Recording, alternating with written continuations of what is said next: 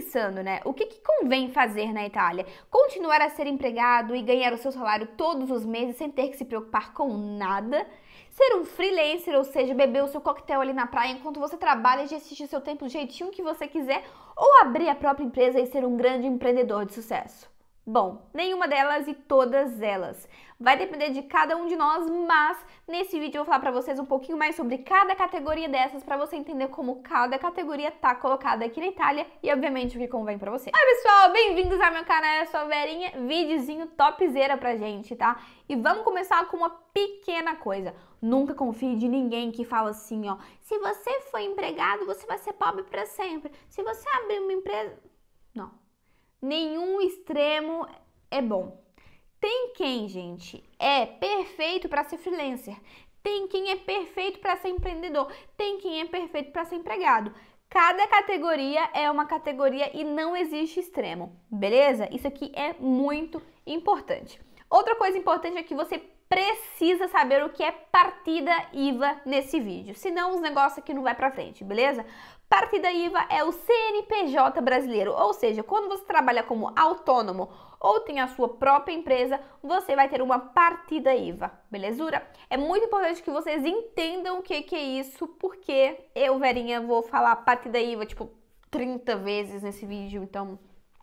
para não ficar confuso. Como primeira coisa, eu te convido aqui a colocar embaixo nos comentários qual é a sua profissão, porque eu sou uma curiosa do caramba e eu quero saber. Nesse vídeo a gente vai falar sobre cada categoria, quanto ganham e também pró e contra de cada uma aqui na Itália. Vamos começar com os empregados aqui na Itália, tá? O empregado acaba sendo aquela categoria mais fácil de entender, né? Já que a maioria de nós aí já trabalhou ou trabalha como empregado, ou seja, você trabalha para outras pessoas. Você tem um contratinho de trabalho e em troca do teu trabalho ali fixo, você tem um salário fixo também.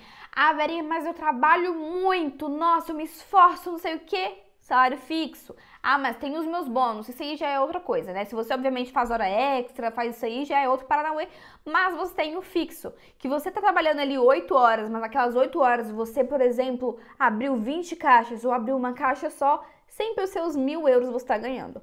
Beleza? Então esse daqui é o empregado. Mas é muito importante que vocês entendam qual é o outro lado da moeda do empregado, ou seja, quando o empregador tá pagando para vocês aquele 1.000 eurinhos ali bem bonitinho, normalmente esses 1.000 euros aqui ele tá pagando realmente são 2.500, ou seja, aqui na Itália tem uma média de 2,5 vezes a mais do seu salário. Para contratar alguém, você não paga só 1.000 euros para ela, você paga mais ou menos uns 2.500. Que lindo, né? É por isso que aqui na Itália muitas vezes as pessoas acabam fazendo contratos horrorosos, tipo de 300 euros para você e falando assim, olha, eu vou te dar 300 euros no contrato, mas obviamente 1.000 euros eu te dou depois. Porque é muito mais conveniente pagar 1.300 euros para uma pessoa do que pagar 1.000 euros tendo que pagar 2.500. É uma grande bagunça, mas é importante que vocês entendam o que tem por trás de tudo isso. Outra categoria é freelancer, tá? É quando você trabalha para você e você precisa ir ter os seus clientes. A diferença do empregado, gente, que tem ali o salário fixo todos os meses, o freelancer ele precisa dos clientes dele. Ele precisa ali ter sempre alguém comprando os produtinhos dele ou comprando os serviços dele o tempo todo. Obviamente, né? O freelancer ele precisa disso para ele conseguir gestir o seu dinheirinho, já que o salário dele fixo não existe. Belezura? Mas é muito importante que vocês entendam uma coisa. Vamos combinar que você está vendendo brigadeiro aqui na Itália. Então esse daqui é o seu trabalho freelancer, beleza? Vender brigadeiro. Você trabalha autônomo com isso daqui. Enquanto você não estiver ganhando mais de 5.000 euros anuais e não tiver uma partida IVA, que como eu falei para vocês é o CNPJ, você não é considerado um freelancer. Isso daqui é só um trabalho ocasional, um extra na tua vida. Ah, Verinha, então se eu tô trabalhando com isso aqui como extra, eu não preciso emitir notinha fiscal? Sim, você precisa emitir notinha fiscal ocasional, ou seja, não tá ganhando ali mais de 5.000 euros por mês, mas você precisa, por lei, obviamente, emitir as suas notinhas. Belezura? Então você vai abrir a sua partida IVA a partir do momento que você está ganhando mais de 5.000 euros aí por ano, no caso, por mês, nossa, espero muito, hein? Por ano, beleza? E você vai abrir essa partida IVA e ser muito feliz vendendo um brigadeiro. Aí o que vai acontecer? Quando você abrir a partida IVA, você vai pagar um monte de imposto sobre cada coisa que você está vendendo, vai ter que também pagar a previdência social e vai sobrar R$1 para você no teu bolso. Deixa eu enxugar uma lágrima aqui, né? E também temos o empreendedor. O que é o empreendedor? Só eu de sucesso. Olha o olhinho aqui, ó. Quem dera, né? Chegaremos lá ainda. Mas o empreendedor, gente, ele é o quê? Ele é a pessoa física que tá ali com o grande objetivo de fazer com que a empresa dele cresça, tá? Em uma empresa existem 3 elementos muito importantes, ou seja, a pessoa física, a pessoa jurídica, que é a empresa, e também os empregados, já que obviamente essa empresa aqui tem mais pessoas envolvidas, mesmo que seja um empregado só, beleza? Vamos fingir aqui que Verinha é uma empreendedora de muito sucesso, belezura?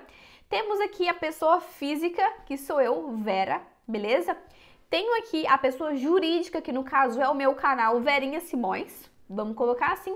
E também temos, por exemplo, o meu sócio, que é o Lourenço, e temos o empregado, que vamos fingir que eu tenho um empregado, que se chama Joãozinho. A minha empresa, Verinha Simões, pode, gente, ter muitas dívidas, pode falir, pode estar lascada. Pessoa jurídica, Verinha, empresa lascada, cheia de dívida, mas eu, Verinha, estou intacta, sem dívidas. Ao mesmo tempo, a empresa Verinha Simões pode ganhar milhões, mas a minha conta bancária tá ali com R$2. Exatamente. Esse daqui é o caso da SRL, ou seja, para eu ler aqui para vocês bem bonitinho, para eu não fazer um mico. Eu me perdi, vocês acreditam? Societária Responsabilidade Limitada. Eu sabia, mas eu esqueci, tá? Essa aqui, obviamente, é a minha empresa, beleza? Também existem, obviamente, partida IVA simples aqui na Itália, onde você, pessoa, também é responsável por todos os ganhos e dívidas da sua empresa. Já chegam ali bonitinho para você. Mas isso aqui já é outra coisa, é muito mais comum o SRL, e a gente pode falar desse outro tipo aqui de partida IVA em um outro vídeo um pouquinho mais específico sobre isso. Belezura? Dito isso, é o momento da gente falar agora sobre pró e contra de cada uma, porque você já entendeu o que é empreendedor, empregado, freelancer e por aí vai. Como primeira coisa, vamos falar aqui do empregado, tá? Eu tenho as minhas colas aqui. Uma das melhores coisas do empregado, gente, é que ele tem um dos salários mais estáveis de todo mundo, ou seja, que a empresa, como eu falei pra vocês, ganha 1 milhão ou ganha R$1, ele sempre vai estar ganhando os 1.000 eurinhos deles ali, beleza? Então o empregado tem essa opção aqui que ele é muito mais estável. Ok? Ele também tem muitos benefícios remunerados, como férias, doença, tá dodói ali, pode ficar em casa. Já como você é um freelancer e você tá doente, você se lasca. Ferrado, tá? Porque tá doente, não tá fazendo brigadeiro, não tá vendendo brigadeiro e tá se lascando. Então, mas a gente tá aqui pra falar do pró, né? Do pró do empregado. Outra coisa é que, obviamente, o empregado não precisa se preocupar com algumas coisas como burocracias de taxa, a não ser, obviamente, que você tenha outras rendas, como casas de aluguel, enfim, você precisa fazer uma declaração de renda no final do ano, mas você não precisa se preocupar com toda a burocracia que está atrás do seu salário. Para você chega o salário já limpinho, bonitinho. É o empregador que está ali se preocupando, ai, quanto que eu tenho que pagar de taxa nesse salário, quanto tem que dar em previdência social, e é uma grande bagunceira. Por outro lado, também temos os contras, né? Já que, obviamente, o empregado ele precisa trabalhar para os outros e muitas vezes engolir também muito sapo. Isso aqui é uma coisa que a gente precisa falar. Também tem essa coisa aqui que nem sempre o trabalho, né, como um empregado, dá satisfação. Ah, Verinha, mas eu trabalho, por exemplo, para a empresa, para o Google. E eles me pagam super bem, é um emprego muito maravilhoso, aqueles empregos que você é criativo, faz várias coisas, consegue gestir o seu tempo, é incrível. Existem também essas opções, mas nem sempre é assim. Na verdade, na maioria das vezes, existem vários trabalhos que são repetitivos, chatos, como, por exemplo, quem trabalha em fábricas, né? Fazendo, por exemplo, embalagem, embala, é repetitivo e muitas vezes isso aqui não dá satisfação, beleza? Então isso aqui também é um contra quando você trabalha para uma outra pessoa, mas obviamente não é uma regra. Tá? Você tem menos possibilidade de expressar as suas opiniões. Como eu falei pra vocês, você trabalha para outras pessoas. E quando muitas vezes você vê que alguma coisa está errado, nem sempre você pode ali expressar a tua opinião. Falar, olha meu filho, sabe esse negócio que você fala que não tá funcionando? É por isso, isso. Nem sempre você vai ter esse tipo de oportunidade de se expressar, ou obviamente aí de responder de um jeito que, digamos, não é adequado. É isso, né? Outra coisa que pode parecer estranho, que é um pró, mas também é um contra, é você tem um salário fixo. Ou seja, se naquele mês, né, considerando 8 horas por dia, se naquele mês você trabalhou ali normal, né, como todos os anos, você vai ganhar os seus 1.000 euros.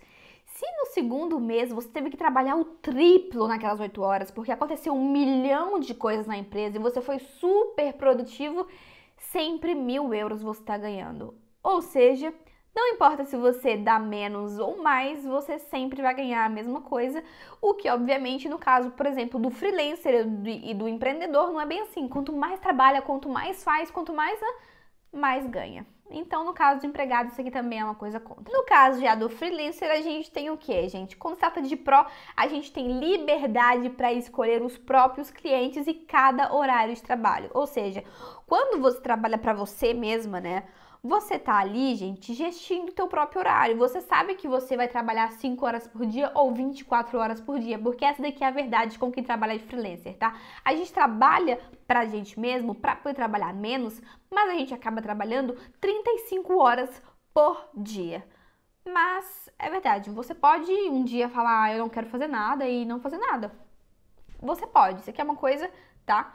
Obviamente, você tem resultados visíveis quando você trabalha mais. Quando você, por exemplo, tá vendendo brigadeiro, aquele dia, em vez de andar, né, 5 quilômetros para vender brigadeiro, você anda 10, provavelmente você vai vender mais, mesmo que seja um brigadeirinho só. Ou seja, você faz mais e ganha mais. É uma regra? Claro que não. Nada é uma regra. Tem aquele dia que você vai trabalhar como uma cabra, mas você não vai vender nenhum brigadeiro, porque aquele dia é um dia horroroso. Outra coisa é que normalmente um freelancer ganha mais do que um empregado, já que, como eu falei pra vocês, né, ele tem essa possibilidade de gestir os próprios horários, as próprias vendas, os próprios clientes e por aí vai. Então, normalmente, ele ganha mais, beleza? Então, o esforço aí reflete os ganhos. Mas também tem contra, né? Já que, obviamente, você tem mais responsabilidade individual. Isso daqui não é uma coisa fácil. Muitas vezes é muito mais simples fazer assim, ó, o seu patrão chega em você e fala assim, olha, Vera, vai hoje fazer um relatório. Aí você é obrigado, você vai aqui, ai, que patrão, filho da mãe, e faz o relatório.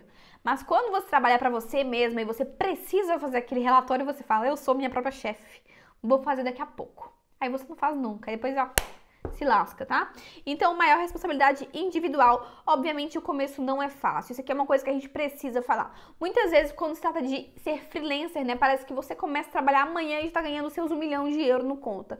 Não é bem assim. A verdade é que o início do freelancer, seja vendendo produto físico, seja vendendo produto digital, seja realmente vendendo serviço, nunca é simples.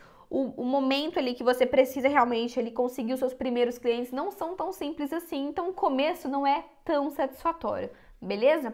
Outra coisa, obviamente, se você tiver uma má gestão do seu tempo, vai acontecer um burnout, vai pirar a cabeça, isso aqui é uma coisa super contra do freelancer, tá?